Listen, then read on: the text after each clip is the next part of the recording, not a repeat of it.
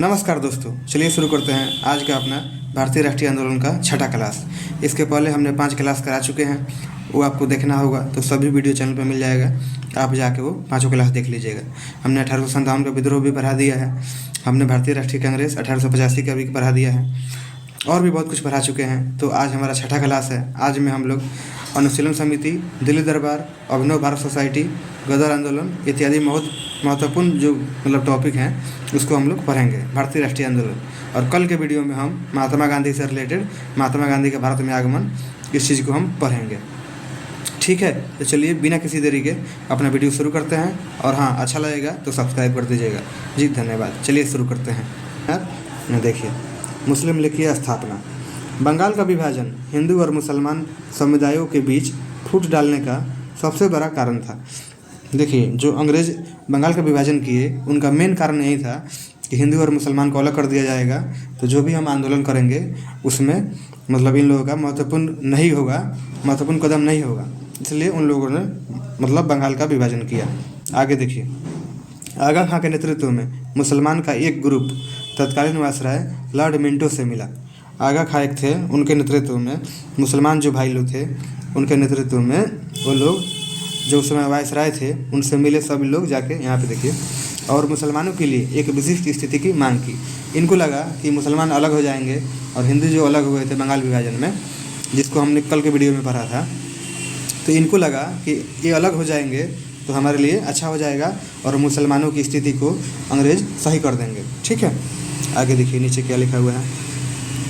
वर्ष 1906 ईस्वी में सलीमुल्लाह खान और आगा खान के नेतृत्व में ढाका में मुस्लिम लीग की स्थापना की गई। पूछता है कि मुस्लिम लीग की स्थापना कब हुई, तो आप लोग याद रखिएगा 1906। आगे देखिए, मुस्लिम लीग का प्रथम अध्यक्ष वकार उल मुल्क मुश्ताक हुसैन, जबकि नवाब सलीमुल्लाह खान इसके संस्थापक अध्यक्ष थे। देखिए, इसमें 2 अध्यक्ष थे। प्रथम अध्यक्ष पूछेगा तो आपको बताइएगा वकार उल मुल्क मुश्ताक हुसैन, और संस्थापक अध्यक्ष पूछेगा तो नवाब सलीमुल्लाह खान का नाम बताना है। ठीक है, चलिए आगे देखते हैं। आगे सूरत अधिवेशन जो हुआ ये भी काफ़ी महत्वपूर्ण है, इसको हम लोग अभी देखेंगे। देखिए, सूरत अधिवेशन जो 1907 में हुआ था, कांग्रेस का सूरत अधिवेशन 1907 में आयोजित किया गया। इस अधिवेशन में नरम दल और गरम दल विभिन्न मुद्दों पर मतभेद सामने आए। देखिए, नरम दल और गरम दल, जो बंगाल विभाजन हुआ था उसी समय इन लोगों में विवाद चल रहा था, तो इन लोगों में विभाजन हो गया 1907 वाला कांग्रेस के सूरत अधिवेशन में। ठीक है, आगे देखिए नीचे, जिससे गरम दल और नरम दल में कांग्रेस से अलग हो गए और यह कांग्रेस से पहले से फूट थी। कहने का मतलब है, जिसमें गरम दल अलग कांग्रेस से हो गए, यह कांग्रेस में हुई पहली फूट थी। इसके पहले कांग्रेस में कोई झगड़ा या किसी भी व्यक्ति में कोई मनमुटाव नहीं हुआ था। आगे देखिए, भारतीय राष्ट्रीय कांग्रेस पर अब नरम दल वालों की पूर्णतः अधिकार हो गया।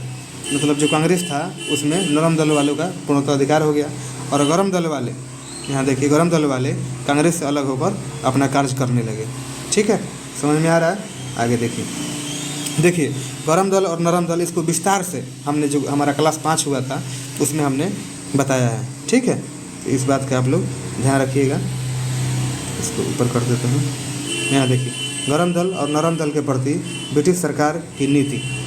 कल का वीडियो आप लोग देख लीजिएगा तो आपको पता चल जाएगा। आज हम लोग क्या पढ़ेंगे आगे, अनुशीलन समिति, ये भी काफ़ी महत्वपूर्ण है, इसको हम लोग आइए देखते हैं।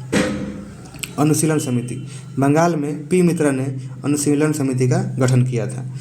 इसका उद्देश्य था, यहाँ पे उद्देश्य होगा, इसका उद्देश्य था खून का बदला खून, और अनुशीलन समिति की 500 शाखाएँ खोली गई। अनुशीलन समिति ने हेमचंद्र को रूसी क्रांतिकारियों से बम बनाने की कला सीखने के लिए रूस भेजा। अनुशीलन समिति के एक अध्यक्ष थे जिनका नाम था हेमचंद्र, उसको इन्होंने रूस में बम बनाने की कला सीखने के लिए रूस भेजा गया। ठीक है, अनुशीलन समिति के द्वारा। जो सवाल आपसे पूछता है तो आप लोग याद रखिएगा। देखिए, एक और महत्वपूर्ण है अभिनव भारत सोसाइटी 1904 ईस्वी में, यहाँ पे लिखा हुआ है 1904, ये आपको याद रखिएगा, ध्यान रखिएगा। महाराष्ट्र में विनायक दामोदर सावरकर, कहीं कहीं इनका शॉर्ट में नाम BD सावरकर भी लिखा रहता है, उसको आप लोग ध्यान रखिएगा। यहीं BD सावरकर ने अभिनव भारत संस्था की स्थापना की। अभिनव भारत संगठन के सदस्य PN वापट बम बनाने की कला सीखने पेरिस गए। देखिए अभिनव भारत के सदस्य भी एक थे जिनको PN वापट बोला जाता है, वो भी बम बनाने की कला सीखने पेरिस गए। यहाँ देखिए महाराष्ट्र में क्रांतिकारी आंदोलन उभारने का श्रेय तिलक के पत्र केसरी को जाता है। देखिए बाल गंगाधर तिलक का बात हो रहा है, इन्होंने 2 पत्र लिखा था, एक केसरी जो यहाँ पे लिखा हुआ है और एक मराठा। ठीक है, आप लोग याद रखिएगा, केसरी और मराठा। ठीक है, इन्होंने 2 पत्र लिखा था, ये दोनों पत्र आप लोग याद रखिएगा। तिलक ने 1893 ईस्वी में गणपति एवं 1895 में शिवाजी उत्सव मनाना प्रारंभ किया था। बाल गंगाधर तिलक ने 1893 ईस्वी में गणपति और 1895 में शिवाजी उत्सव मनाना प्रारंभ किया था। इन मनाने का उद्देश्य इनका यही था कि जितने भी सभी जाति के जो हैं, जो हिंदू हैं, मुसलमान हैं, सिख हैं, ईसाई हैं, सभी को एक जगह लाया जा सके जिससे कहीं भी समस्या ना हो। एक अंग्रेजी था वैलेंटाइन सिरोल, इसने बाल गंगाधर तिलक को भारतीय असंतोष का जनक कहा था। इसने कहा कि जितना भी क्रांतिकारी हो रहा है सब बाल गंगाधर तिलक के चलते ही विद्रोह हो रहा है, ये जो है भारतीय असंतोष के जनक हैं। तो किसने कहा था, हमेशा एग्जाम में पूछता है, तो इसका आंसर आप लोग दे दीजिएगा, वैलेंटाइन सिरोल। ठीक है, ये नीचे देखिए एक पत्रिका है जिसका नाम है काल। महाराष्ट्र में महत्वपूर्ण क्रांतिकारी पत्रिका काल का संपादन पराजंपे ने किया था। ये भी एग्जाम में आपको SSC हो, BPSC हो, सभी एग्जाम में हमेशा पूछता है कि काल का संपादन किसने किया था, तो आप लोग आंसर बता दीजिएगा, पराजंपे। ठीक है, आइए इसके बाद देखेंगे अलीपुर षड्यंत्र केस। यहाँ पे 1908 में हुआ था। अलीपुर षड्यंत्र केस 1908 में भारत में हुआ। यह एक महत्वपूर्ण क्रांतिकारी मामला था और इसमें क्या हुआ था इसको हम लोग नीचे देखेंगे। आइए देखते हैं। यहाँ पे देखिए, इस अलीपुर षड्यंत्र केस को मुरारीपुर षड्यंत्र या मरिकटोला बम षड्यंत्र के नाम से भी जाना जाता है। ठीक है, इसमें क्या हुआ था इसको आइए विस्तार से देखते हैं। ठीक है, देखिए बम हमले का प्रयास किया गया। खुदीराम बोस और प्रफुल्ल चाकी ने मुजफ्फरपुर के जिला जज डगलस किंगफोर्ड को मारने का प्रयास किया था। इसी को बोलते हैं, मतलब खुदीराम बोस ने और प्रफुल्ल चाकी ने मुजफ्फरपुर के जो जज थे, जो मतलब भारतीयों को सजा दे देते थे, इसी कारण उनके खिलाफ इन लोगों ने उनको मारने का प्रयास किया था। किंग्सफोर्ड अत्यंत अलोकप्रिय थे, मतलब वो लोकप्रिय नहीं थे, काफ़ी रूढ़िवादी नेता थे। ठीक है, इसी कारण अरविंदो घोष का गिरफ्तार। इस घटना के बाद अरविंदो घोष को हमले की योजना बनाने और अंजाम देने के आरोप में गिरफ्तार कर लिया गया। अलीपुर जेल अरविंदो घोष सहित कई क्रांतिकारियों को अलीपुर जेल में बंद कर दिया गया। देखिए कुल मिलाकर बात यही है कि अलीपुर षड्यंत्र केस जो है उसके मतलब कहने का मतलब यही है कि इन लोगों ने किंगफोर्ड जो था जज, उसको मारने का प्रयास किया लेकिन वो बच गया। इसी कारण इन लोगों को अलीपुर जेल में बंद कर दिया गया। देखिए मुकदमा किन पर चला।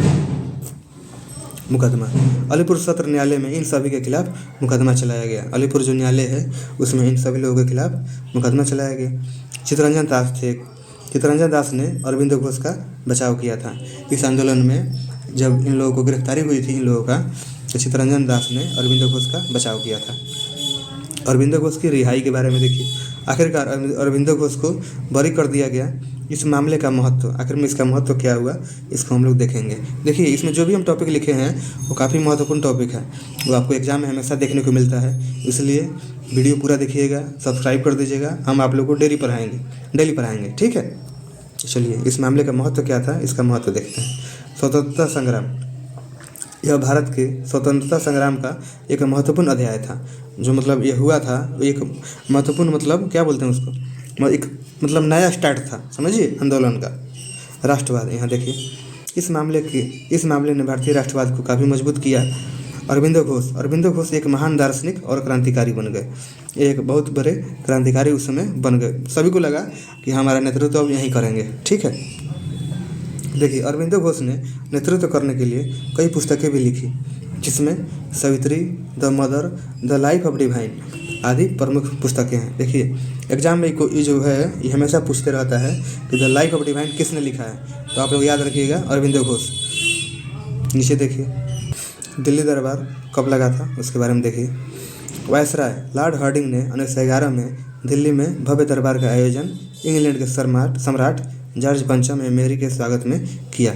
इस दरबार में निम्नलिखित घोषणाएं हुई। हमने आपको कल के क्लास में बंगाल विभाजन पढ़ाया था, उसमें हमने बताया था कि बंगाल विभाजन कब हुआ, कैसे हुआ। तो इसी कारण दिल्ली दरबार लगा था 1911 में। ठीक है, इसमें क्या क्या हुआ, निर्णय लिया गया, उसके बारे में आइए देखते हैं।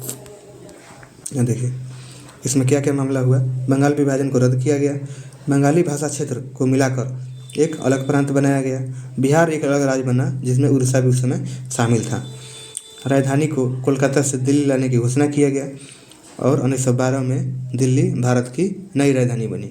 आप लोगों को पता होगा कि जो भारत की पहली राजधानी थी वो दिल्ली नहीं थी, वो कोलकाता थी, जो 1912 में दिल्ली में लाया गया।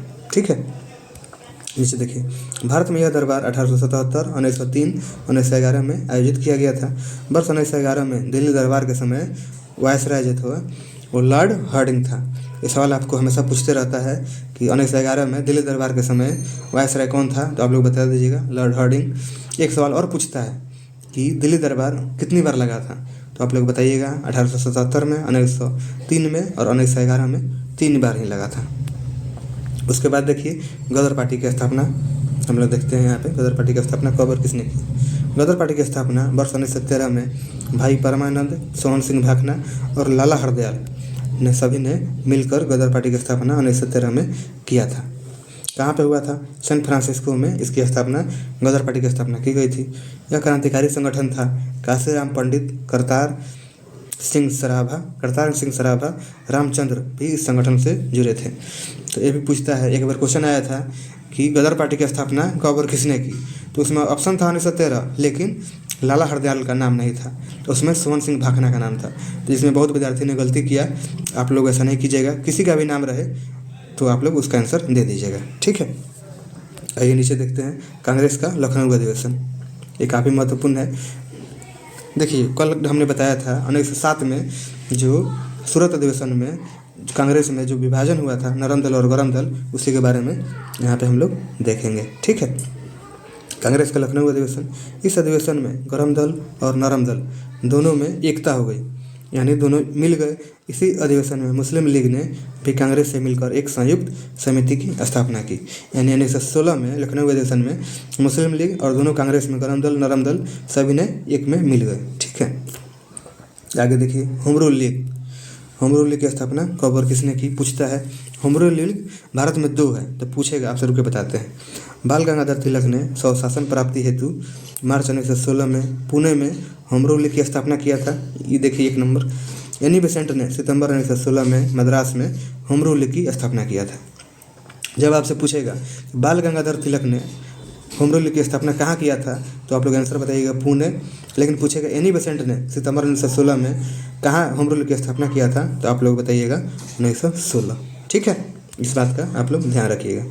ठीक है, वीडियो अच्छा लगा होगा तो सब्सक्राइब कर दीजिएगा, और डेली हम ऐसे ही वीडियो डालते रहते हैं। ये सब क्वालिटी क्वेश्चन है, ये सब प्रीवियस ईयर क्वेश्चन है। आगे कुछ आज प्रश्न देखते हैं। ठीक है, नीचे आइए, कुछ प्रश्नों को हम लोग देखेंगे। ये प्रश्न काफ़ी महत्वपूर्ण है। कुछ महत्वपूर्ण प्रश्न है, अनुशीलन समिति का गठन किसने किया था। तो चलिए आप लोग इसका आंसर कमेंट सेक्शन में बताइए, हम इसका आंसर बताते हैं। ऑप्शन ए में है पी मित्रा, लाला हरदयाल है, सी में है विनायक दामोदर सावरकर, और ऑप्शन डी में है एनी बेसेंट। तो इसका सही आंसर क्या हो जाएगा, आप लोग बताइए। इसका जो सही आंसर हो जाएगा ऑप्शन ए हो जाएगा, पी मित्रा। अनुशीलन समिति का गठन पी मित्रा ने किया था। आइए आज का दूसरा क्वेश्चन देखते हैं। दूसरा क्वेश्चन देखिए, अभिनव भारत नामक संस्था की स्थापना किसने की थी। पूछेगा अभिनव भारत नामक संस्था की स्थापना किसने की थी।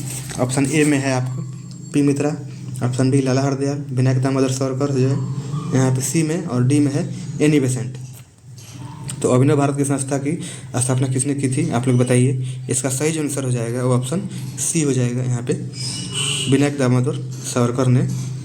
ठीक है, विनायक दामोदर सावरकर, इनको बी डी सावरकर भी बोलते हैं, इन्होंने अभिनव भारत नामक संस्था की स्थापना किया था। आइए अगला क्वेश्चन देखते हैं। केसरी पत्र किसने लिखा है, ये काफ़ी महत्वपूर्ण है। देखिए हम आपको एक चीज़ बताते हैं, केसरी पत्र किसने लिखा। ऑप्शन ए में है बाल गंगाधर तिलक, बी में पी मित्रा, सी में लाला हरदयाल। ऑप्शन इसी में से है, डी मान लीजिए कि उपयुक्त में से कोई नहीं। इसका आंसर आप लोग बताइए। इसका सही आंसर जो होगा बाल गंगाधर तिलक हो जाएगा यहाँ पे। ठीक है, देखिए इन्होंने 2 पत्र लिखा था, एक केसरी लिखा था, एक मराठा लिखा था। ये दोनों काफ़ी महत्वपूर्ण है, हमेशा ये आपके एग्जाम में पूछे जाते हैं, तो आप लोग इसका ध्यान रखिएगा। ठीक है, एक हमने बताया था, ऊपर पढ़ाया था आपको, काल पत्र जो था काफ़ी महत्वपूर्ण है। काल का संपादन किसने किया था, तो आप लोग बताइए। ए में है बाल गंगाधर तिलक, बी में है पी मित्रा, सी में लाला हरदयाल, डी में पराजम्पे। ठीक है, इसका आंसर क्या होगा आप लोग कमेंट कीजिए। काल पत्र जो था इसका संपादन पराजम्पे ने किया था। यहाँ पे जो है काल का संपादन पराजम्पे ने किया था, इसको आप लोग ध्यान रखिएगा। यहाँ पर नीचे देखिए, गदर पार्टी की स्थापना कब और किसने किया था। ठीक है, ऑप्शन ए में है लाला हरदयाल 1913 में, ऑप्शन बी में है महात्मा गांधी 1915 में, ऑप्शन सी में है बाल गंगाधर तिलक 1911 में, और ऑप्शन डी में है इनमें से कोई नहीं। इसका सही आंसर क्या हो जाएगा आप लोग बताइए। इसका जो सही आंसर हो जाएगा वो लाला हरदयाल हो जाएगा, ऑप्शन ए नंबर। ठीक है, तो इतना ही था। नीचे देखिए, जो कल का क्लास होगा हमारा, तो हम कल का क्लास में पढ़ेंगे महात्मा गांधी का आगमन, यानी महात्मा गांधी का आगमन कब हुआ और गांधी युग कल से हम पढ़ाएंगे। तो सब्सक्राइब कर दीजिएगा और अच्छा लगा होगा तो शेयर कर दीजिएगा जी। धन्यवाद।